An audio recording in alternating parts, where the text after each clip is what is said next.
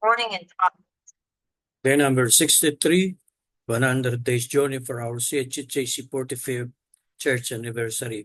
Our text for today will be on Galatians 2:20. I am crucified with Christ, nevertheless I live, yet not I, but Christ liveth in me. In the life which I now live in the flesh, I live by the faith of the Son of God, who loved me and gave himself for me.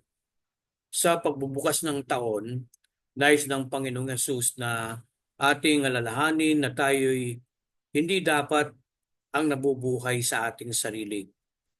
Hindi maiiwasan na magplano sa mga babaguhin at ganun din ang gagawin sa taong ito.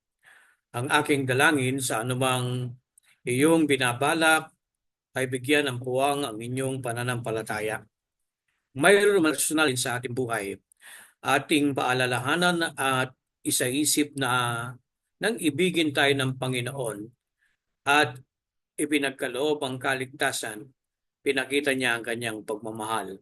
Tayo ay kanyang minahal at ang ating buhay ay dapat punuin ng pananampalataya. Sa kanyang pagbibigay ng kanyang sarili, ipinakita niya ang kanyang kaloob na pag-ibig. Sa taong ito, sikapin natin ang nais at kalooban ng Panginoon ang matupad at magawa na puspos ng pananampalataya sa Kanya na nagmahal sa atin. Ating iwaksi ang anumang makasariling nasa at maling pag-iisip. Kagaya ng isang taong nakapako sa krus na wala nang magagawa, ituding natin ang ating sariling kakayanan ay hindi sapat at wala nang magagawa, manapay tayo'y nabubuhay ngayon kay Kristo.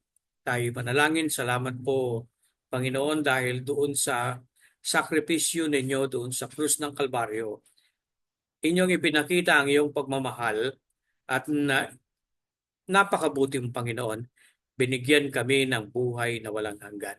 Salamat po sa kaligtasan. Sa pangalan ni Jesus.